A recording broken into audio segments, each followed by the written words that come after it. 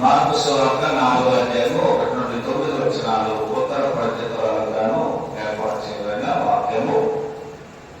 ఆ దినము మనకి యెహోవాపరాన్ని గురించి మాట్లాడుకుందాం.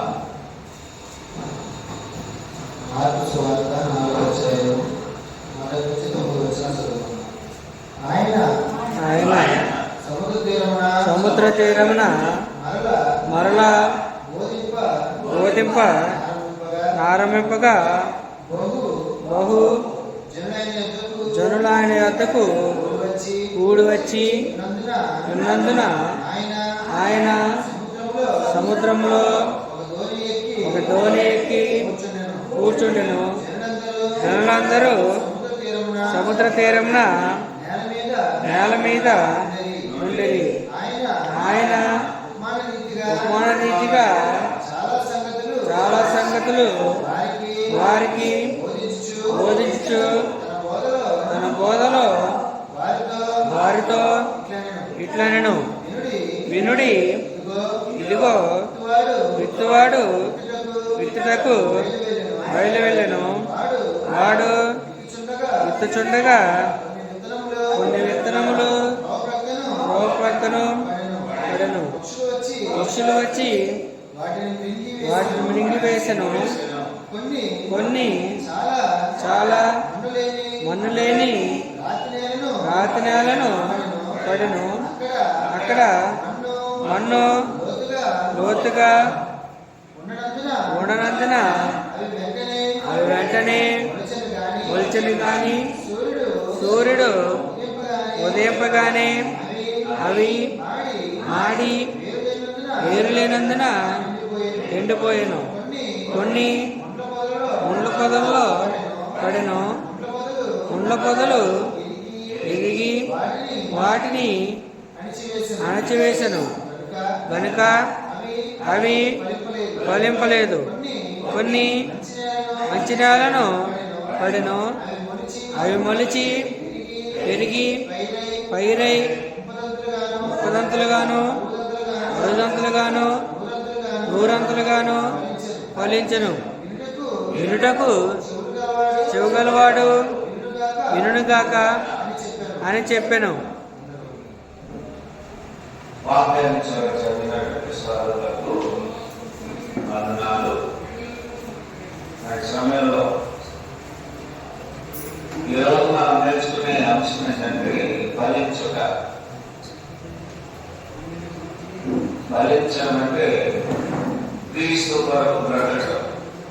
ఫలించడం అంటే మన కొరకు మనం ప్రతి బ్రతుకుగా దేవుని వాక్యము మనకు ఉపమాన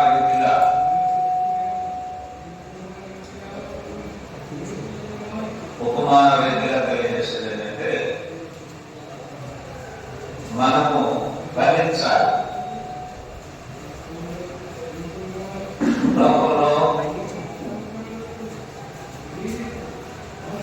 లోకంలో ఫలించడం అంటే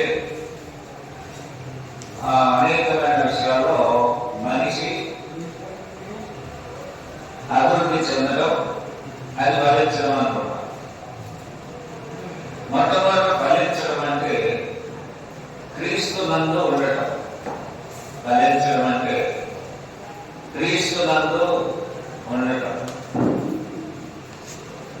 క్రీస్తు నందు ఉన్న వారికి ఏ శిక్షావిధి కూడా లేదు కదా. కనుక మనము క్రీస్తులో ఫలించాలి. మనము దేవుని యొక్క వాక్యానుసారంగా క్రీస్తులను ఉంటే ఫలిస్తాం. క్రీస్తుకు వెలుపల ఎక్కడున్నా మనం ఫలించే అవకాశం. అందుకని సంఘమును మనం బాగా ఆలోచన చేస్తే ఇది మంచి నేల. సంఘములో ఉన్నటువంటి వ్యక్తికి, సంఘము వెలుపల ఉన్నటువంటి వ్యక్తి, క్రీస్తులో ఉన్న వ్యక్తికి, క్రీస్తులో లేనటువంటి వ్యక్తులకు తేడా. అంటే మనము అనేక విషయాల్లో ఫలిస్తూ ఉన్నామని భ్రమలో ఉన్నాం. ఫలించడం అంటే మనం లోకరీతిగా ఎన్నో ఆశీర్వాదాలను దేవుని కృపను బట్టి పొందుతూ ఉన్నాం. ఈ పొందుతున్న మనము మొట్టమొదటిగా క్రీస్తులో ఉన్నామా లేదా అని ఒక ప్రశ్న వేసుకుంటాం.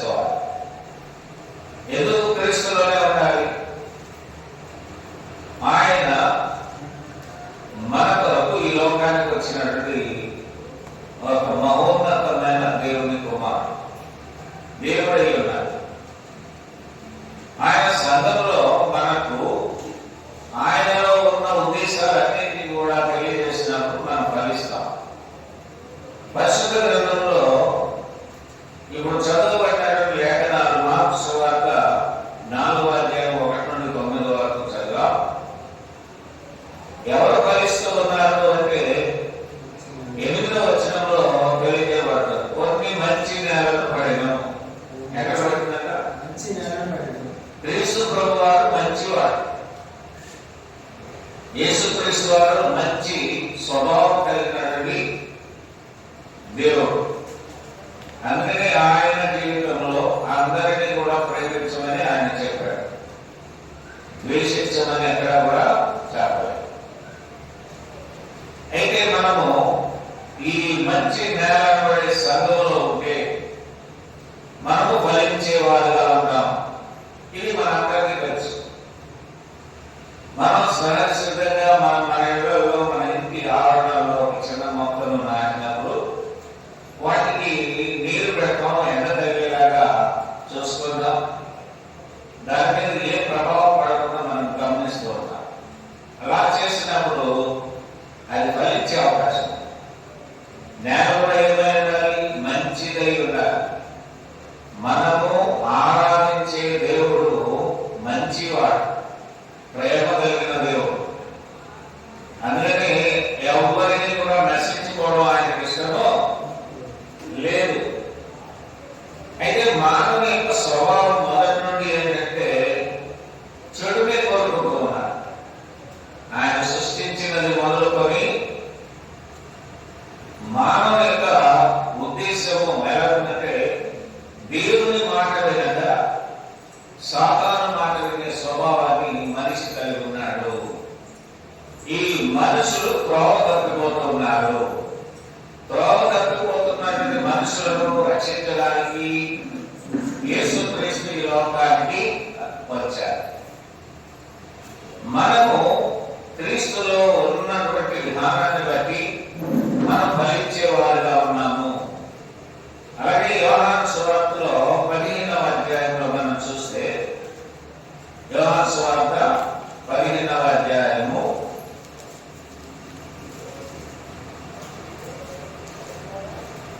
5వ వచనం. ద్రాక్షవల్లిని నేను, తీగలు మీరు, ఎవరు నా యందు నిలిచి ఉండునో, నేను ఎవరి యందు నిలిచి ఉండునో వాడు బహుగా ఫలించును. నాకు వేరుగా ఉండి మీరేమీ చేయలేరు. యేసుక్రీస్తుకు వేరుగా ఉండి మనం ఏమీ కూడా చేయలేము. క్రీస్తును విడిచిపెట్టిన, క్రీస్తుకు దూరమైన, ఆయన స్థాపించిన సంఘంలో లేకపోయినా మనం ఫలించాం. ఎందుకంటే ఆయన ఉన్నతమైన ఉద్దేశం కలిగి సంఘాన్ని స్థాపించాడు. అపోస్తల కార్యక్రమంలో మనం మాటి మాటికి చదువుకున్నాం. దేవుడు తన స్వరూపం ఇచ్చి సంపాదించిన తన సంఘములోనే ఉండాలి. మన సంఘాల్లో మనం ఉండటం కాదు. మనది కాదు సంఘం, మనది కాదు. సంఘం ఉంటుందా? క్రీస్తులంతా కనుక మనము క్రీస్తునందుంటే ఫలిస్తాం. ఇక 5వ వచనం అంటారు, ద్రాక్షవల్లిని నేను, తీగలు మీరు, ఎవరు నా యందు నిలిచి ఉండునో, నేను ఎవరి యందు నిలిచి ఉండునో వాడు బహుగా ఫలించును. నాకు వేరుగా ఉండి మీరేమీ చేయలేరు. క్రీస్తు వెలుగులోకి మనం ఏం చేసినా మనకు ఫలాలు ఉండవు. మన జీవితంలో చెప్తూ ఉంటాం, నేను ఫలిస్తున్నానండి, నేను ఎదుగుతున్నానండి. కానీ మనకు ఫలాలంటే ఆత్మ సంబంధంగా ఎదగాలి. ఆత్మ సంబంధంగా ఎదగడం అంటే మీరు ఫలించారా లేదని ఎలా తెలుస్తుంది? ఈ సమయానికి ప్రార్థనకు వస్తే ఫలించినట్టు, రోజు వాక్యం చదివితే ఫలించినట్టు, రోజు ప్రార్థన చేసుకుంటే ఫలాలంటే చెట్టు నిండా ఫలాలు ఉంటాయి. ఉంటుందా లేదా? మంచి ఫలాలు. మధ్యలో మనము ఆలోచన చేయవలసింది ఏంటంటే క్రీస్తు నందు ఉండాలి. క్రీస్తులో ఉంటే అందుకే ఆయన ముందుగా చెబుతున్నాడు,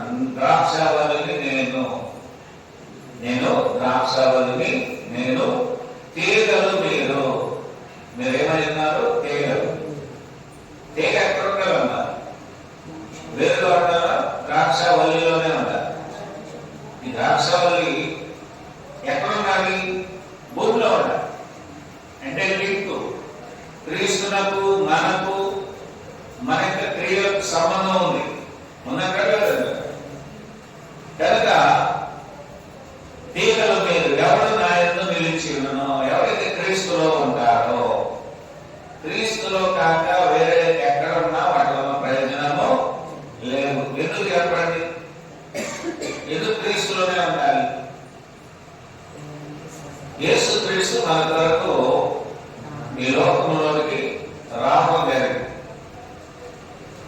ఎందుకంటే దేవుడు మనకు తోడుగా ఉండాలని వచ్చాడు. ఇమ్మానుయేలు అనే పేరు మత్తయి సువార్త 1వ అధ్యాయము 21వ వచనంలో ఆయనకు ఒక పేరు, దేవుడు మనకు తోడు. చదవండి ఒకసారి మత్తయి సువార్త 1వ అధ్యాయం 21వ వచనం. ఆమె కుమారుని కనును ఆమె ఒక కుమారుని కనును తన ప్రజలను వారి పాపముల నుండి ఆయనే రక్షించను కనుక ఆయనకు యేసు అని పేరు పెట్టారు. ఆయనకు యేసు అని పేరు పెట్టబడెను. అంటే ఇక్కడ కిందకు వస్తే ఇమ్మానుయేలు అని పేరు ఇంకో పేరు ఉన్నాయి. అంటే దేవుడు మనకు తోడు. మనుషులుగా ఎవరు తోడు? ఏది మన జీవితాల్లో మనం పొందుకున్నది దేవుడు ఇచ్చినవే. దేవుడు మనకు తోడుగా ఉన్నాడు కనుక మనము అందరి క్రీస్తునందు ఉండాలి. క్రీస్తులో ఉంటే మనము ఫలిస్తాం. క్రీస్తులో కాకుండా లోకంలో ఏ వింత వింత కార్యక్రమాలు చేసినా, వింత మాటలు మనం పలికినా మనం ఫలించే అవకాశము ఏదైతే ఉన్నంత వరకు చక్కగా అన్ని అనుభవిస్తావు. చివరికి అసలైనటువంటి ఆస్తిని పోగొట్టుకుంటాం.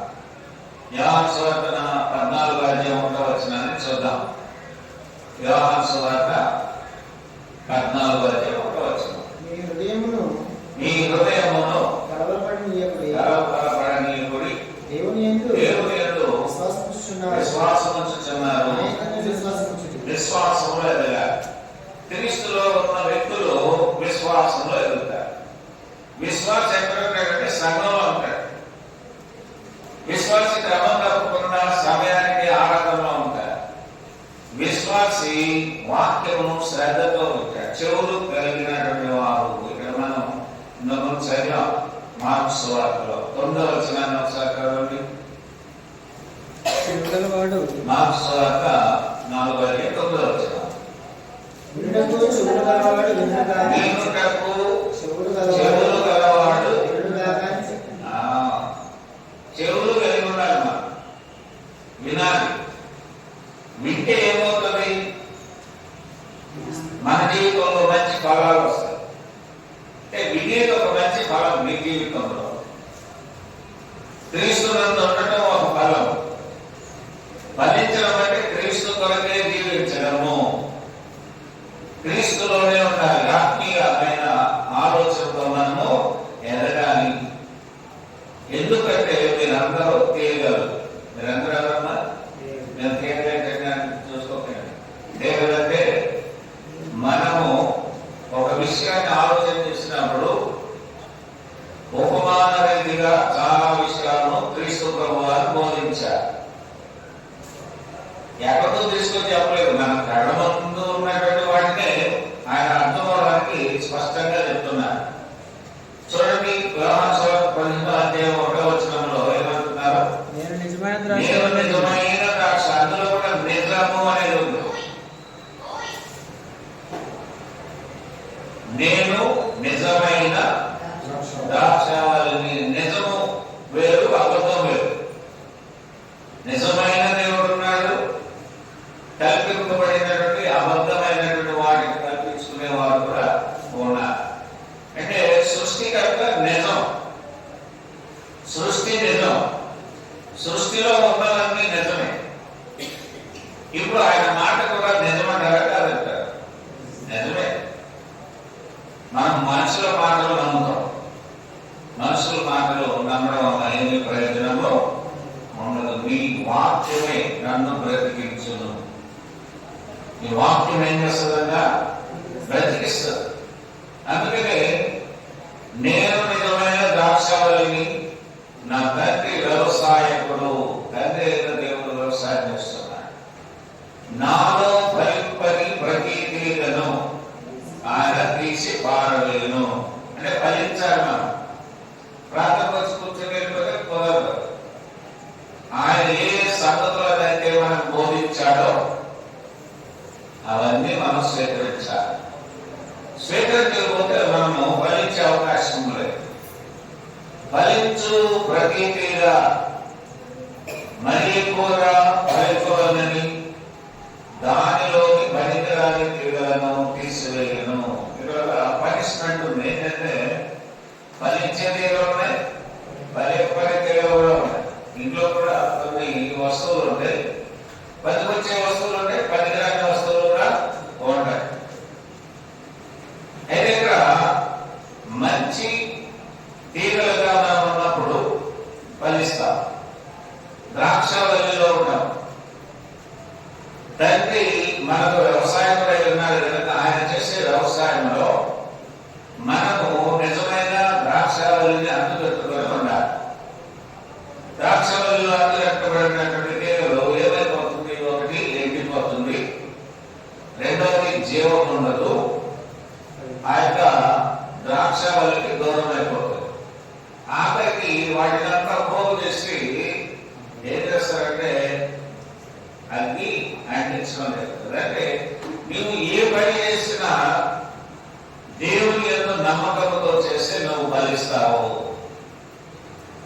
ఫలించిన తర్వాత నీవు దేవుని మాత్రమే మహిమపరచాలి. దేవుని అంటారు. మనం ఏదైనా పొందుకున్నప్పుడు, ఎవరైనా ఏదైనా సహాయం చేసినప్పుడు, ఎవరైనా మనకు మేలు చేస్తే వారికి కృతజ్ఞతలు తెలియచేయాలి.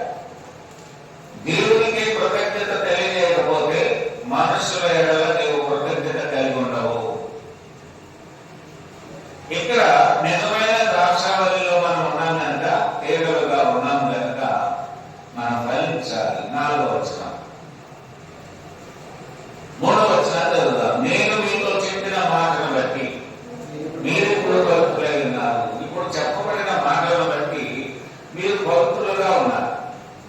వేరే మాటలే చెప్పట్లేదు, దేవుని మాటలే చెప్తున్నాం. ఈ మాటలు వింటే ఏం కలుగుతుందంగా? పవిత్రత కలుగుతుంది. సంఘానికి వెళ్ళి పవిత్రంగా జీవించి మరలా మన జీవితాల్లో మనం పవిత్రంగానే ఉండాలి. సంఘంలో మాత్రమే పవిత్రంగా కనిపించి బయట వెళ్ళిన తర్వాత ఇష్టానుసారంగా మన మాటలు, మన యొక్క ఆలోచనలు ఉంటే దేవుడు మన మీద ఆశీర్వాదాలు కుమ్మరించాడు. కనుకనే 4వ వచనం, నా యందు నిలిచి ఉండుడి. ఎవరు నిలిచి ఉండాలి?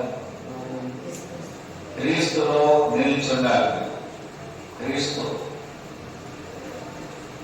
ఏం చేశారు అంటే మన కొరకు తన ప్రాణాన్ని పెట్టారు. తర్వాత చూద్దాం 14వ వచనం. నేను మీకు ఆజ్ఞాపించు వాటిని చేసిన ఎడల మీరు నా స్నేహితులు అవుతారు. మీరు లోకంలో ఎంతమంది స్నేహితులైనా ఉండొచ్చు. మీకు నిజమైన స్నేహితులు ఎవరంటే యేసుక్రీస్తు వారు. యేసుక్రీస్తుతో స్నేహం చేయాలి. లోకంలో అనేక మంది స్నేహితురాళ్ళు, మంచి ఫ్రెండ్షిప్ ఉండొచ్చు.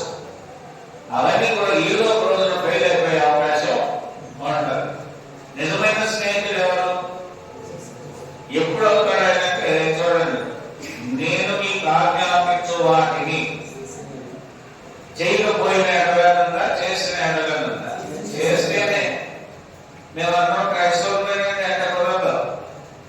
క్రైస్తవులతో ఉండవలసిన గుణ లక్షణాలన్నీ నీలో ఉంటేనే వాడే క్రిస్టియన్. అది లేకుండా నేను క్రైస్తవుడు అని చెప్పుకుంటే దేవుని నామానికి అవమానం తెచ్చిన వాడు అవుతాం. నీ మాటలు మారాలి, నీ చూపులు, నీ ప్రవర్తన, నీ జీవితం, నీ యొక్క ఆలోచనలు, నీ అంతరంగము అన్ని మారాలి. అందుకే మనం బాగా ఆలోచన చేసి ఆయనతో మంచి స్నేహాన్ని పెంచుకోవాలి. స్నేహాన్ని పెంచుకోవాలంటే నీవు ఎవరి మాట వినాలంటే యేసుక్రీస్తు మాటలు మాత్రమే వినాలి. నేను మీకు ఆజ్ఞాపించు వాటిని చేసిన ఎడల మీరు నాకు స్నేహితులై ఉందురు. 14వ వచనం అండర్లైన్ చేసుకో. కనుక మనం స్నేహితులుగా ఉండాలి. స్నేహితుడు ఏం చేస్తున్నాడు? మంచి స్నేహితుడు ఉన్నాడు మనకి. ఇప్పుడు ఏం చేయాలి? చూడండి, గలతీయులకు రాసిన పత్రిక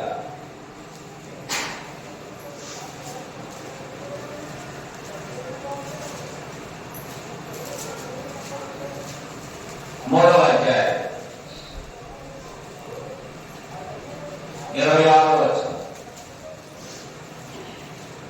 యేసుక్రీస్తునందు మీరందరూ విశ్వాసం వలన దేవుని కుమారులై ఉన్నారు.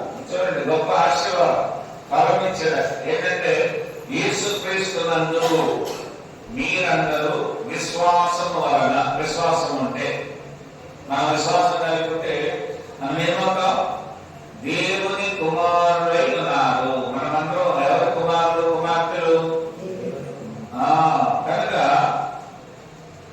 మీరు చేయవలసిన విధిని కూడా సంఘము ద్వారా మీరు ఫలించాలంటే చేయవలసిన విధి ఏంటంటే 27వ వచనం, క్రీస్తులోనికి బాప్తిజం పొందిన మీరందరూ క్రీస్తును ధరించుకున్నారు. ఇప్పుడు క్రీస్తును ధరించుకోవాలి.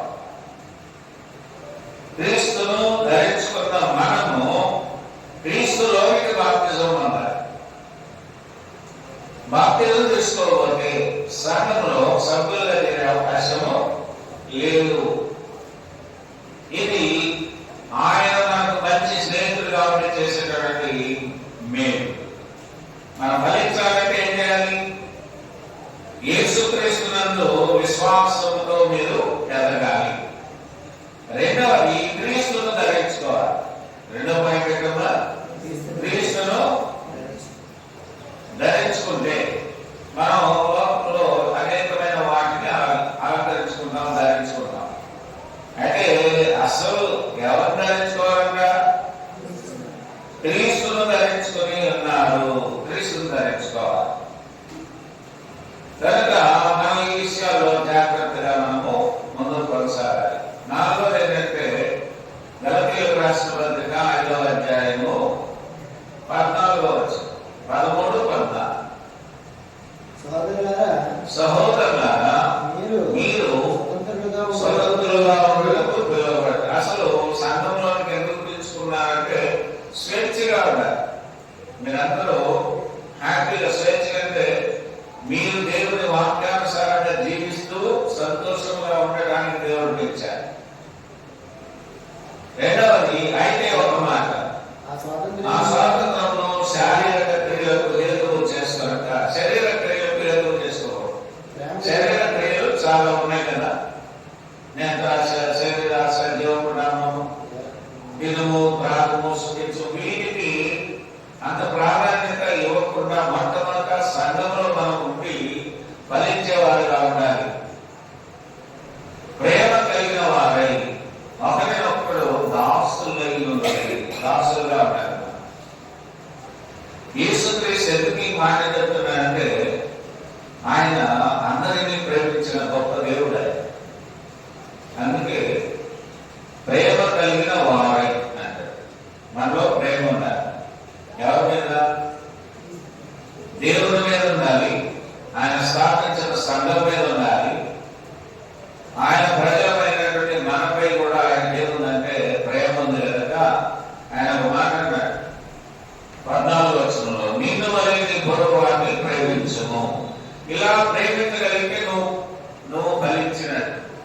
ప్రేమ లేకుండా ద్వేషము, అసూయ, మత్సరము, క్రోధము, ఇంకా అనేకమైన పాపాలను మనలో పెట్టుకుని నేను ఆరాధన చేస్తున్నాను, ప్రేమిస్తున్నాను, చర్చికి వెళ్తున్నాను అంటే ప్రయోజనము లేదు. నీవు శుద్ధి చేసుకోవాలి, పరిశుద్ధపరచుకోవాలి. ఎందుకు పిలిచాడంటే మీరు హ్యాపీగా జీవించాలని దేవుడు పిలిచాడు. 13వ వచనంలోనే అన్నాడు, మీరు స్వతంత్రులుగా ఉండటకు పిలువబడితే. మనకు భారతదేశానికి 47లో స్వతంత్రం వచ్చిందమ్మా. ఇంకా లేదా? ఎక్కడ వచ్చింది? బ్రిటిష్ వాళ్ళు కంటే దారుణంగా పరిపాలిస్తున్నారు మన పరిపాలన. అయితే ఒకటి గమనించాలి, 200 సంవత్సరాల పరిమాణం కలిగినటువంటి వారు ఆ సమయం అంతా కూడా 200 years పరిపాలించారు. ఎవరు? బ్రిటిష్ వాళ్ళు. ఆధిపత్యం ఎవరిది? బ్రిటిష్ వాళ్ళదే.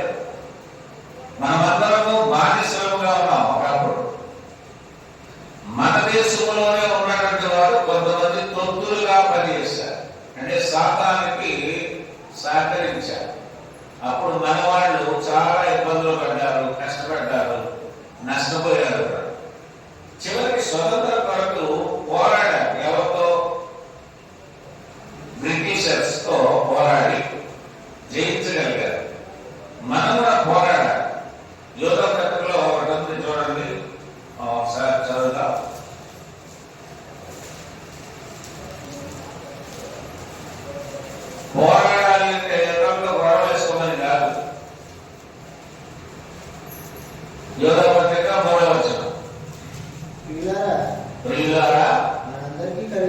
అందరికీ కలిగేటు రక్షణను గురించి నీకు రాయవలెనని నీకు రాయవలెనని విశేష ఆసక్తి గలవాడని ప్రయత్నపడుచుండగా పరిశుద్ధులకు ఒకసారి అప్పగింపబడిన బోధ నిమిత్తము మీరు పోరాడాలని మిమ్మల్ని వేడుకొనచ్చు మీకు రాయవలసి వచ్చాను. పోరాడాలి దేని కొరకు? దేని కొరకు? అది లేదు ఇది లేదు వాటి కొరకు పోరాటం దేని కొరకు అంటే పరిశుద్ధులకు అనగా మీకు అప్పగించిన బోధ ఉంది ఇక్కడ. ఆ బోధ ఉంది దేవుడిది. దేవుడు తన కుమారుడు లోకానికి పంపించిన క్రీస్తు బోధ. క్రీస్తు బోధ అపోస్తలులకు అప్పగించబడింది. అపోస్తలు ఎవరికి అప్పగించారంటే పరిశుద్ధులకు. పరిశుద్ధులకు ఒక్కసారి అప్పగింపబడిన బోధ నిమిత్తము పోరాడితే మనం ఫలిస్తాం. ఫలించమా? అందుకే మీరు ఎక్కడున్నా కూడా క్రీస్తు నందు ఉండాలి. క్రీస్తు మాటలకు చెవినివ్వాలి. ఆ యొక్క పరిశుద్ధమైన మాటలను అన్వయించుకోవాలి. స్వేచ్ఛగా జీవించాలి, ధైర్యంగా జీవించాలి, విశ్వాసంతో జీవించాలి. అప్పుడు ఫలిస్తారు. చూడండి, హెబ్రీయులకు రాసిన పత్రిక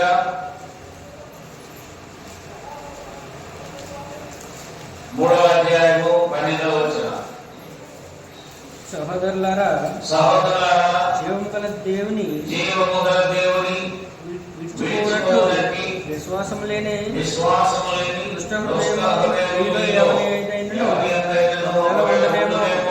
జాగ్రత్తగా చూసుకోండి. జాగ్రత్తగా లేకపోతే మనం ఫలించే అవకాశం లేదు. ఎందుకంటే ఇక్కడ ఒక విషయాన్ని విశ్వాసము అనేది దుష్ట హృదయము అన్నాడు.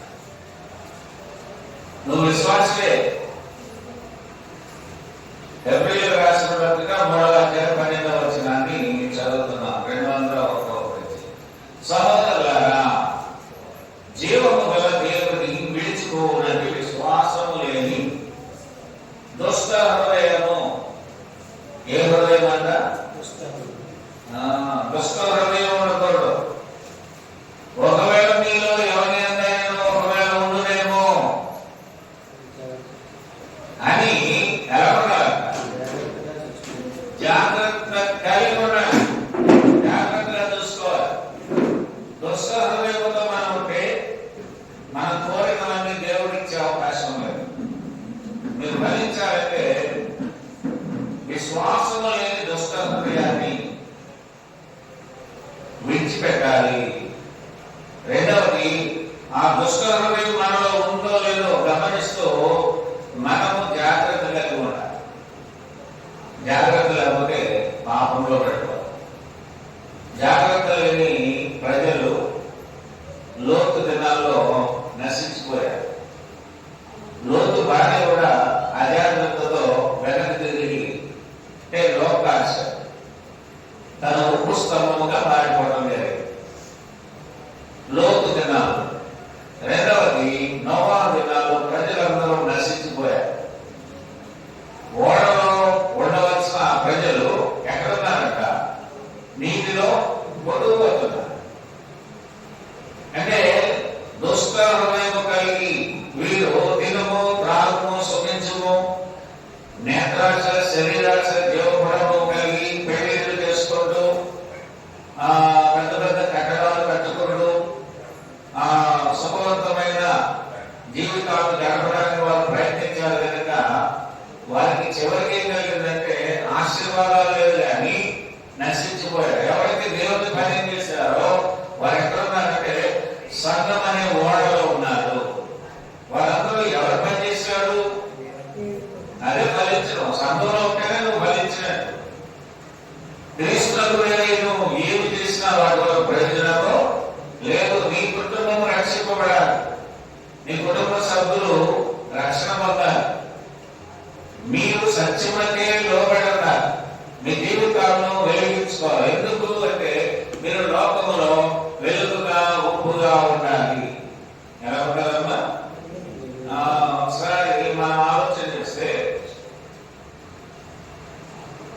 11వ వచనం 2వ కొరింథీయులకు రాసిన పత్రిక 13వ అధ్యాయము 11వ వచనం. మనం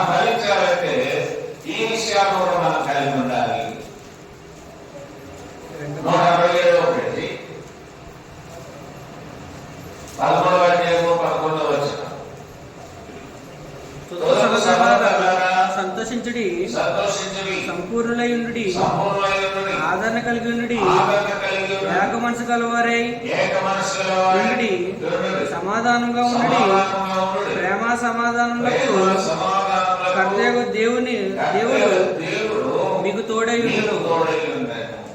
తోడై ఉండును. ఆయన తోడై ఉంటే మీరు ఫలిస్తారు. అందుకే ముందు చెప్పిన వాటిని మన జీవితాల్లో ఉండాలి. వాటిని అనుభవం చేసుకోవాలి. తోటకు సహోదరులారా, సంఘంలో ఉన్నంత సంతోషంగా ఉండాలి. ఎలా ఉండాలమ్మా? రెండవది, సంపూర్ణమై ఉండాలి. దేవుడిని ఆరాధించే విధానంలో కానీ, మీ జీవితాలను చక్కదిద్దుకునే విషయంలో కానీ సంపూర్ణంగానే ఉండాలి. ఆదరణ కలిగి ఉండాలి. ఆదరణ, ఇతరులను ఆదరించడం, నీవు కూడా ఆదరణ కలిగి ఉండటం నేర్చుకోవాలి. ఏక మనసు గలవారై ఉంటారు. ఒకే మనసుగా, ఏక మనసు, ఒకే మనసు ఎప్పుడు కూడా ఒకేలాగా ఉండటానికి ప్రయత్నం చేయాలి. సమాధానంగా ఉంటుంది. ఎలా ఉండాలంట? క్రీస్తు సమాధానకర్తయ్యకు దేవుడే. ఏ దేవుడమ్మా? సమాధానం వచ్చేవాడు. కానీ మనం సమాధానం పడకపోతే నష్టపోయే అవకాశం ఉంటుంది. కానీ నేను ఫలించాలంటే సమాధానంగా ఉండాలి. ప్రేమ సమాధానములకు కర్తయ్యకు దేవుడు మీకు తోడై ఉండును. మీకు ఎవరు తోడు అంటే మనుషులు కాదు. మనుషులందరిలో దేవుడు ఉన్నాడు కనుక ఏ వ్యక్తి ద్వారా ఒక మార్గాన్ని సరళం చేస్తాడు దేవుడు. దేవుడు సరళం చేయాలి అంటే మనము ఫలించేవారుగా ఉండాలి. ఆయనకు మాత్రమే ప్రార్థన చేయాలి. ప్రార్థన చేసేవారు యథార్థమైన ప్రార్థన మాత్రమే చేయాలి. కనుక మనం ఫలించేవారుగా ఉండాలని ఇవన్నీ కూడా ఆలోచన కలిగి మనము పరీక్షించుకోవాల్సిన అవసరత ఉంది. 13వ అధ్యాయం 5వ వచనం చదువుతున్నాం.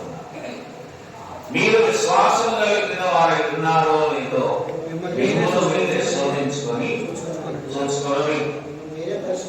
మిమ్మల్ని మీరే పరీక్షించుకోండి.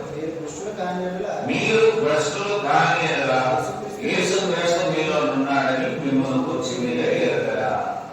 భ్రష్టత్వం లేదు, ప్రేమ లేదు. యేసు క్రీస్తులో ఉన్నటువంటి వారు ఏం కలిగి ఉండాలంటే ప్రేమను కలిగి ఉండాలి. మీరు విశ్వాసం కలిగి ఉన్నారు.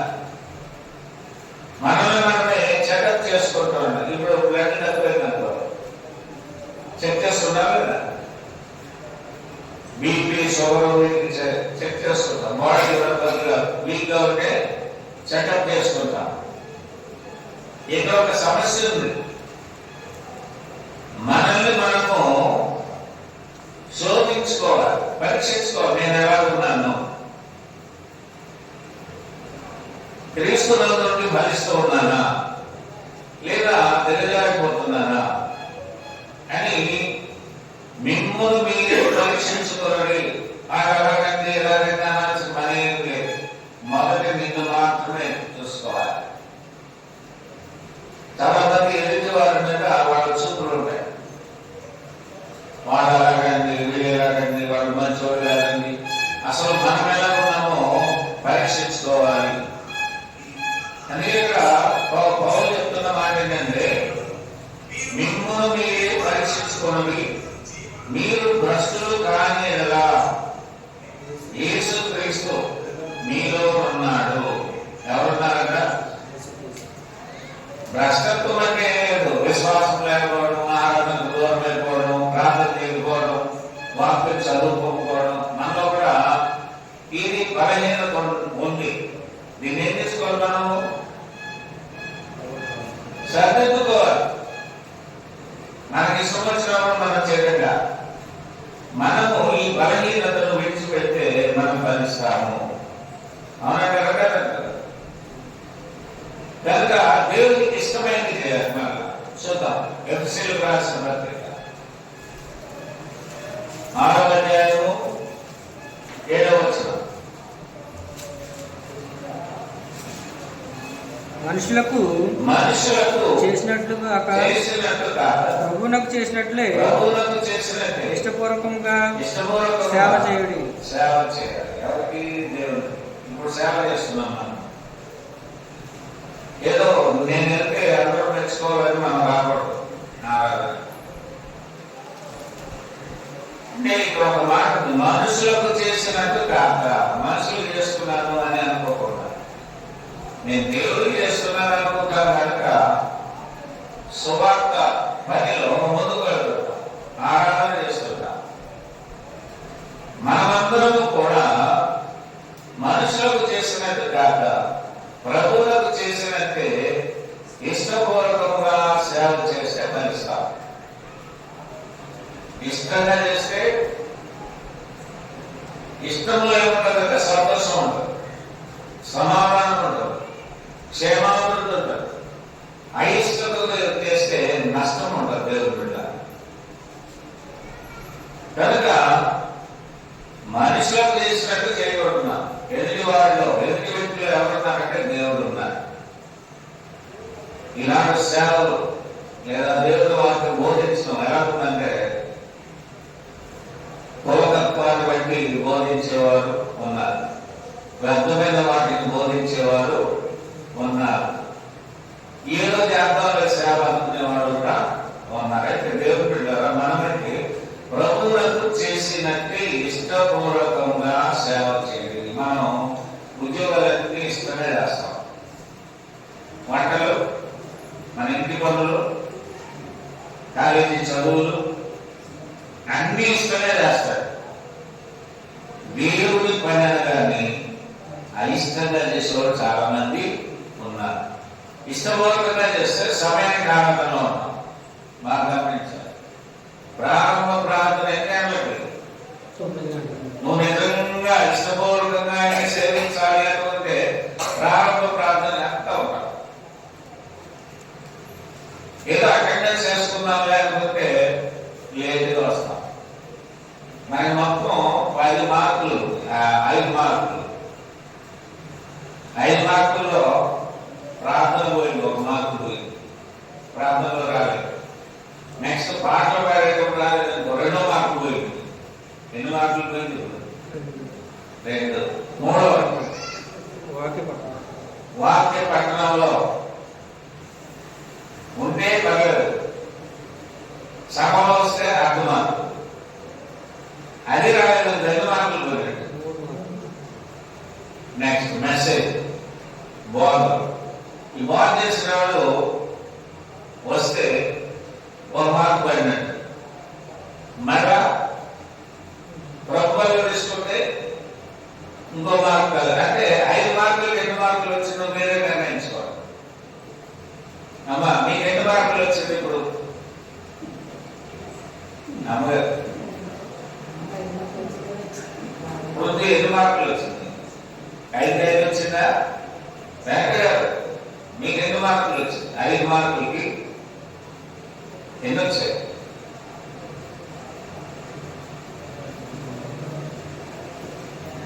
ఇక్కడ అందరూ చాలా మంది ఫెయిల్ అయిపోయారు. ఎందుకు? లేట్ గా వచ్చారు కాబట్టి మనం కరెక్ట్ గా మార్కులు తెచ్చుకోవాలి. ఎక్కడ లేదు ఇక్కడ.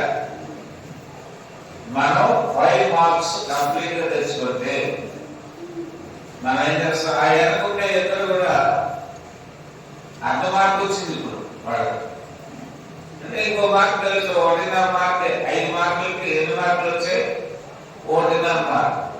అంటే ఎందుకు చెప్తున్నానంటే దేవుడి విషయం అనగానే కేర్లెస్ వస్తుంది. ఉద్యోగాలకి వెళ్ళేటప్పుడు వెళ్ళగలుగుతాం, చాలా వేగంగా వెళ్ళిపోతాం. అయితే దేవుడి విషయంలో దేవుని పెట్టారా మిమ్మల్ని అవమానం చేయడానికి కాదు, హెచ్చరించడానికి మాత్రమే. మనం ఫలించాలంటే ఎలా ఫలిస్తాం? దేవుడి పని ఇష్టపూర్వకంగా చేస్తే ఫలిస్తాం. అంతే తప్ప మన ఇష్టానుసారంగా దేవుని దగ్గరకు వస్తే, ఎప్పుడైతే అప్పుడు వస్తే, ఎప్పుడైతే అప్పుడు ప్రభావం తీసుకుంటే, మనం సాగు చెప్తే మనం ఫలించే అవకాశం లేదు. అందుకని ఇక్కడ మనుషులకు చేసినట్టు కాక అంటాడు. ఎఫ్ఎస్సీ పత్రిక 6వ అధ్యాయం 7వ వచనం. మనుషులకు చేసిన చేసినట్టు కాక ప్రభువులకు చేసినట్టే. ప్రభు అంటే పరిపాలించేవాడు కనుక సంఘములకు శిరస్సై ఉన్నవాడు ప్రభు, మనల్ని పరిపాలించేవాడు రక్షకుడైన యేసుక్రీస్తు వారు. ఆయనకు చేసినట్టే ఇష్టపూర్వకంగా సేవ చేయుడి. ఎలా చేయాలంట? ఇష్టమే చేస్తే నువ్వు ఫలిస్తావు. మంచిగా జీవిస్తే మంచి సాక్షి కలిగి ఉంటావు. నువ్వు సాక్షి చెప్తే మంచి సాక్షి అయిపో. నీ గురించి ఇతరులు చెప్పాలి. అవునా కదా? మన గురించి ఎవరు చెప్పగలరు? నేను చాలా మంచివాడిని, ప్రేమ మంచి సేవ చేయగలుగుతానంటే నా గురించి నేను చెప్తే సొంత డబ్బ అవుతుంది. సంఘాల్లో సాక్ష్యాలు చెప్పకూడదు. నీ గురించి నువ్వు గొప్పలు చెప్పకూడదు. నువ్వు సాక్షిగా జీవించాలి. మాదిరి పెట్టాలి. మన మాదిరి ఎవరంటే జీసస్ క్రైస్ట్, యేసు క్రీస్తు వారు. ఆయన ప్రేమ కలిగిన వాడు కదా. ఆయన ప్రేమ కలిగి మనం కూడా ఉండాలి. ఆయన పెద్దల కంటే వేసాడు కనుక ఎందుకు ప్రార్థన చేయడానికి మనం కూడా ఎప్పుడు వేయాలి? పెద్దల కంటే వేయాలి. మనం ఎవరి పిల్లలు, ఎవరి వారసులు? దేవుని వారసులు. కనుక ఇలాంటి విధానంలో మనం ఉంటే కలుస్తాము. ఎఫ్సీ పత్రిక 5వ అధ్యాయము 11వ నిష్ఫలమైన అంధకార క్రియల్లో వారవారై ఉండక వాటిని ఖండించుడి. అలా ఖండిస్తే నిష్ఫలమైనవి ఉంటాయి మన జీవితాల్లో. ప్రతి దాన్ని నమ్మడం, ప్రతి చోటుకి వెళ్ళిపోవడం, ప్రతి బలహీనమైనటువంటి క్రియలను నేర్చుకోవడం. ఇస్రాయేలు యోధ బలహీనుడయ్యాడు. ఎక్కడ? ధనం దగ్గర వీలైపోయాడు. ధనం కొరకు యేసుక్రీస్తును కూడా అప్పగించడానికి రెడీ అయిపోయాడు. ఆయన శిష్యుల్లో ఒకడే. కానీ తమలో ఏముందంటే అంధకారం ఉంది. ఏముందంట? అంధకారం అంటే చీకటి క్రియ ఉంది ఒకటి. అంటే ఇలా చేస్తే డబ్బు వస్తుంది కదా. కానీ నష్టపోయింది యేసుక్రీస్తు గారు, దేవుడు గారు నష్టపోయింది. ఇశ్రాయేలు యోధానే నష్టపోయాడు. కనుక అది నిష్ఫలమైనది. ఏమైందమ్మా?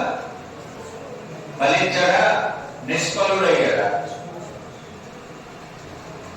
నిష్ఫలం. మనము నిష్ఫలమైన వారిలో నిష్ఫల క్రియలు ఉండకూడదు. అంధకార క్రియలు వాటిలో మనం ఉండకుండా మనము వాటిని గ్రహించాలి.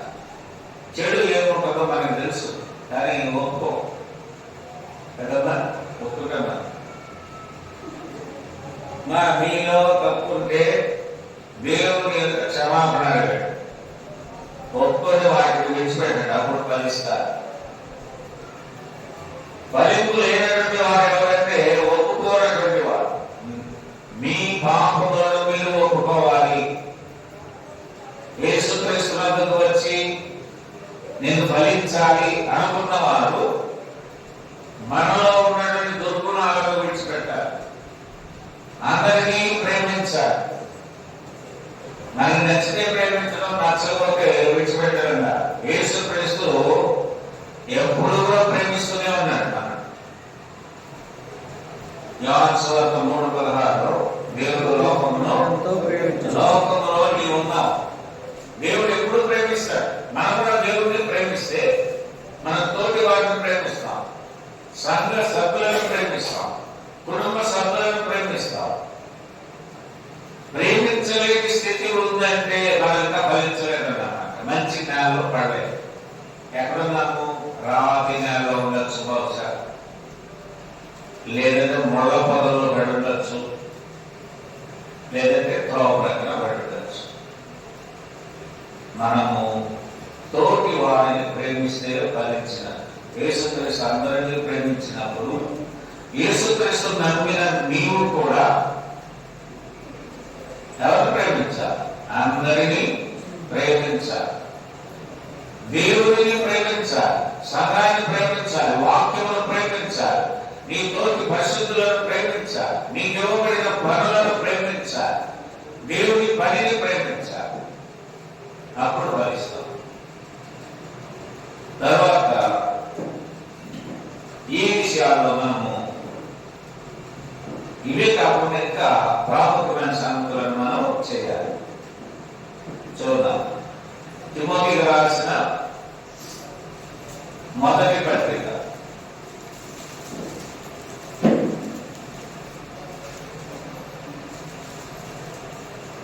2వ అధ్యాయం 10వ వచనం. దైవభక్తి గలవారమని చెప్పుకున్న స్త్రీలకు తగినట్లుగా సత్క్రియల చేత తమను తాము అలంకరించుకోవలెను. ఇది స్త్రీలకి కాదు, పిల్లలు బాబు, ఇక్కడ సత్క్రియల చేత అలంకరించుకోవాలి. మనం మంచి మంచి డ్రెస్సులు అలంకరించుకోవడం కాదు, ఆభరణాలు అలంకరించుకోవడం కాదు, లేదా మనలో మనం అందంగా కనపరచుకోవడం కాదు. దేన్ని అలంకరించుకోవాలి? అసలు దేవుని బిడ్డలు ఇక్కడ చక్కగా దేవుని వాక్యం తెలియజేస్తారు. సత్క్రియల చేత తమను తాము అలంకరించుకోవాలి. ఏ వ్యక్తి అయినా యేసుక్రీస్తులో ఉండాలి అనుకున్న వ్యక్తి సత్క్రియలను అలంకరించుకోవాలి, మంచి క్రియలను అలంకరించుకోవాలి, దేవుడిని మహిమపరిచి అప్పుడు కలుస్తాం. మనలో భ్రష్టత్వంతో కూడిన క్రియలు ఉంటే మనం ఏమవుతామంటే ఫలించే అవకాశం లేదు. కాబట్టి మంచి క్రియలను, సత్క్రియ, సత్ అంటే మంచి, క్రియ అంటే పని. ప్రతి వ్యక్తి, ప్రతి మనిషి కూడా మంచి క్రియలను మాత్రం కలిగి ఉంటే వాళ్ళు ఫలిస్తారు. తర్వాత 4వ అధ్యాయం, తిమోతికి రాసిన మొదటి పత్రిక 4వ అధ్యాయం 12వ వచనం. నీ యవ్వనమును బట్టి ఎవడును నిన్ను తృణీకరింపనీయకును గాని మాటలోను, ప్రవర్తనలోను, ప్రేమలోను, విశ్వాసములోను, పవిత్రతలోను విశ్వాసులకు మాదిరిగా ఉండము. ఎలా ఉన్నారు? మాదిరి, మోడల్. విశ్వాసులుగా మనం ఆలోచన చేయవలసింది ఏంటంటే మన మాట ఎలా ఉంది, మన ప్రవర్తన ఎలా ఉంది, మనలో ప్రేమ ఎలాంటి స్థితిలో ఉంది, విశ్వాసము, పవిత్రత ఎలా ఉందంటే విశ్వాసకు మాదిరిగా ఉందా లేదా అని మనకు మనం ఏం చేయాలంట? ఏం చేయాలి? పరీక్ష చేసుకోవాలి. అప్పుడు ఫలిస్తాం. ఒక మొక్క ఎదుగుతూ ఉంది, మధ్యలోకి ఎదిగిన తర్వాత ఎండిపోతుంది, కాటు పెట్టి ఏదో ఒక సమస్య.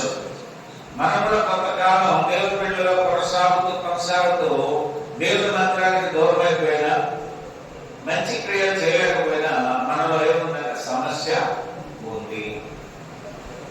ఆ సమస్య పోవాలంటే నీవు పరీక్షించుకోవాలి, నేను ఏ స్థితిలో ఎలా ఉన్నాను. అప్పుడు విశ్వాసాలను మాదిరిగా తీసుకొని జీవించాలి. అలా చేసినప్పుడు మనము దేవునితో సత్సంబంధం కలిగి ఫలిస్తూ ఉంటాము, సంఘంలో ఉంటాము. కనుకనే మనము దేవుని యొక్క కృప చొప్పున మాత్రమే వర్తిల్లుతూ ఉన్నాము. మనంతట మనమే ఏమి చేయలేము, ఏం చేసినా అది ఫెయిల్ అవుతుంది. కనుకనే మనము మన యొక్క జీవితాల్లో చక్కగా దేవుని కృపను పొందుకునేవారుగా ఉండాలి. చూద్దాం. ఫిబ్రవరిలో రాసిన పత్రిక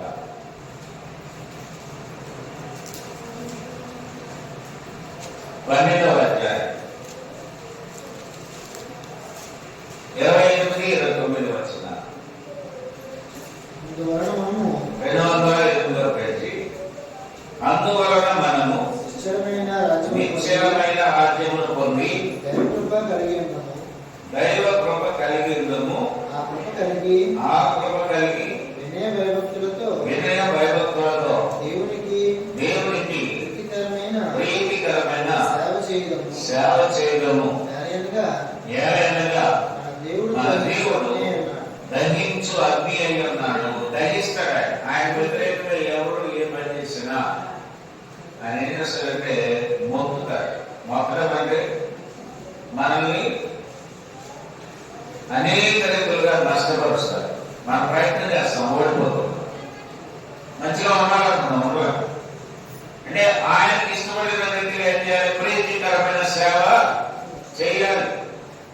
ఎందుకంటే అందువలన మనము నిశ్చలమైన రాజ్యమును పొంది దైవ కృప కలిగి ఉన్నాము. ఏ కృప ఉండాలి? దేవుని కృప ఉంటే మనం వర్ధిల్లుతాం. ఒకవేళ చాలా కాలం వర్ధిల్లిన తర్వాత అక్కడ నష్టపోయిందనుకో సమస్య మందే. ఆ కృప కలిగి వినయ భయభక్తులతో, ఆ కృప కలిగి వినయం ఉండాలి, నెక్స్ట్ భయం ఉండాలి, భక్తి ఉండాలి. ఈ మూడు కూడా మనము ఫలించే విధానంలో ఈ మూడు పనిచేయాలి, కలిస్తారు. ఒక మొక్క ఎదగాలంటే సూర్యరశ్మి కావాలి, నీరు కావాలి, మంచి నేల కావాలి. ఏమేమి చెప్పండి? మంచి నేల ఉండాలి, నీరు ఉండాలి, మంచి వెలుగు పడాలి మొక్క మీద. ఇది లేకపోతే అది కరెక్ట్ గా వర్ధలకు కలిగించు. అలాగే ఒక వ్యక్తి బాగా వృద్ధి చెందాలన్నా ఫలించాలని మూడు జ్ఞాపకం పెట్టుకోండి ఎప్పుడు కూడా.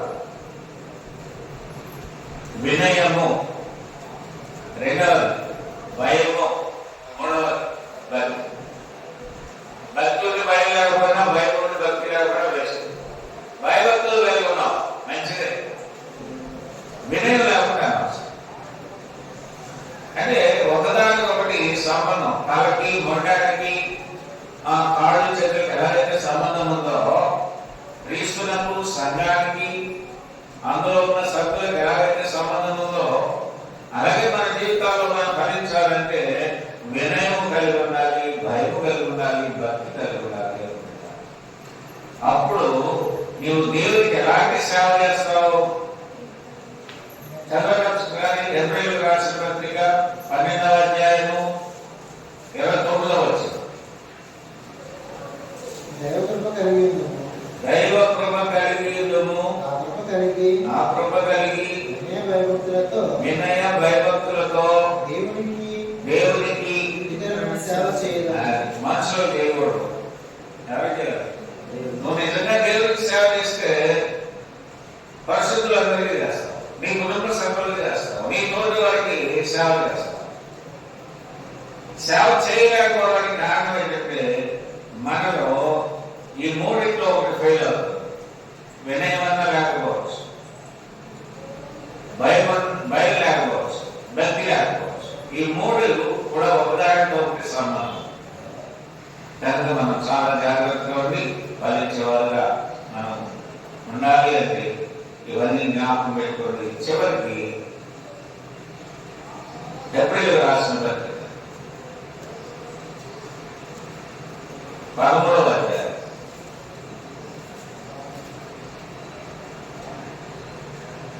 15వ వచనం. కాబట్టి ఆయన ద్వారా మనము దేవునికి ఎల్లప్పుడూ సూర్యాగము చేయదము. అనగా ఆయన నామములో పొగడుచు జీవఫలము అప్పగించదము. జీవఫలము మన యొక్క నాలుకతో దేవుని మహిమపరచాలి. ఆయన ద్వారా మనము దేవునికి ఎల్లప్పుడూ ఏం చెల్లించాలి? ఎల్లప్పుడూ అంటే ప్రతి సమయంలో కూడా దేవుని మహిమపరచాలి. స్తుతి ఆగము చేయడం, స్తుతి చెల్లిస్తూ ఉండాలి. అనగా ఆయన నామమును ఒప్పుకోవాలి. మనల్ని మనం ఒప్పుకోవడం కాదు, ఆయన నామాన్ని ఒప్పుకోవాలి. నిజమైన రక్షణ నామము యేసు నామము అని మనం ఒప్పుకోగలగాలి. జీవఫలము అర్పించాలి. ఎప్పుడు మన నాలుకలతో దేవునికి మహిమపరచాలి.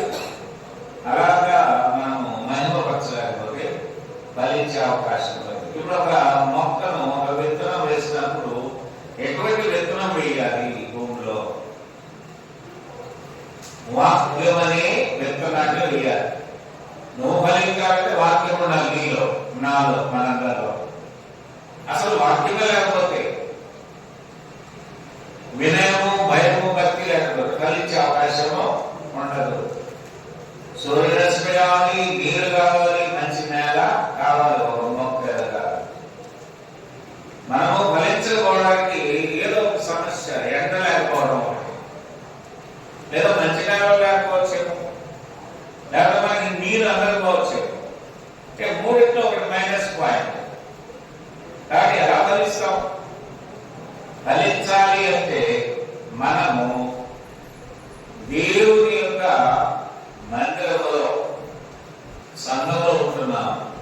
మనల్ని మనం పరీక్షించుకుంటూ ఉండాలి.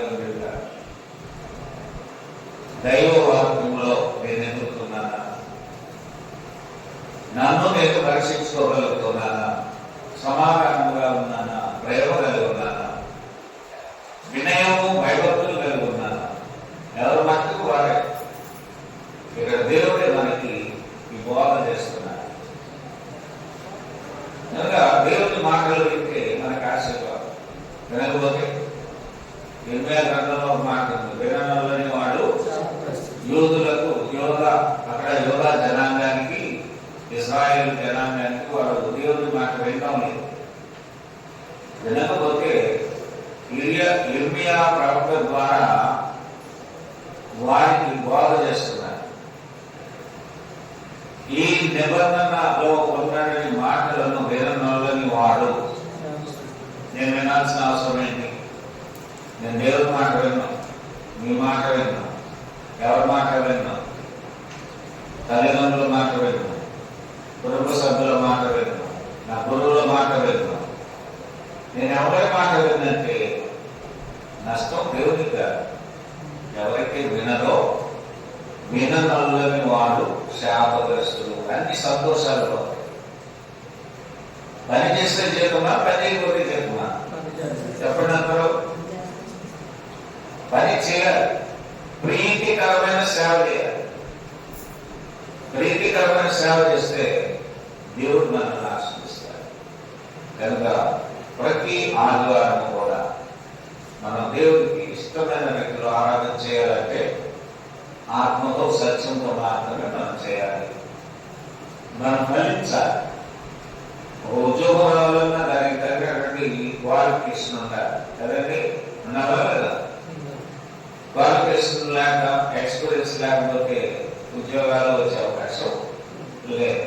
ఇంతకుముందు ఎప్పుడు 5 మార్కులు 2 మార్కులు వచ్చాయంటే ఎవరి మార్కులు వాడి దగ్గరే ఉంది. దేవుడు అడుగుతాడమ్మా నీకు ఎన్ని మార్కులు వచ్చింది? శేషరత్న గారు నీకు ఎన్ని మార్కులు వచ్చింది అడిగితే అమ్మ సమాధానం చెప్పాలి. నన్ను అడుగుతాడు, ప్రేమకుమార్ గారు మీకు ఎన్ని మార్కులు వచ్చింది?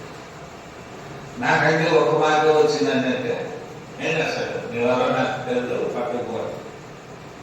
ప్రార్థన చేసేవాడిని అంటే ప్రభువా అని పిలిచి ప్రతి వాడు పర్వత రాజ్యంలో చేరడు. నా తండ్రి చిత్త ప్రకారం ఎవరి ప్రకారం చేయాలి? తల్లిదండ్రులు చెప్పినట్టు పిల్లలు వినాలి, భర్త చెప్పినట్టు భార్య వినాలి, గురువు చెప్పినట్టు స్టూడెంట్ వినాలి, కుటుంబ పెద్ద చెప్పినట్టు కుటుంబ సభ్యులు వినాలి, గ్రామ పెద్దలు చెప్పినట్టు ప్రజలు వినాలి. నేను వినమంటే నష్టపోయే అవకాశం ఉంది. శాపగ్రస్తులు అవుతాం, దేవునికి దూరం అవుతాం, కుటుంబ సభ్యులకు దూరం అవుతాం, పరిశుద్ధులతో సహాసం చేయలేదు. స్వేచ్ఛగా ఉండాలి. మనం ఎలాగో స్వతంత్రులుగా ఉండాలని నేను చెప్పింది వార్త. మనం ఎక్కడో ఏదో పొరపాటు చేస్తున్నాం కనుక దేవునికి దూరం అయిపోతున్నాము. కనుక ఆ స్థితిలో లేకుండా మనం అందరం ఏం కలిగి ఉన్నామంటే వినయము, భయము, భక్తి కలిగి ఉన్నాం. ప్రీతికరమైన సేవ చేద్దాం. ఫలితం మీరందరూ ఇంతవరకు శ్రద్ధతో విన్నారు. మీ అందరికీ వందనాలు.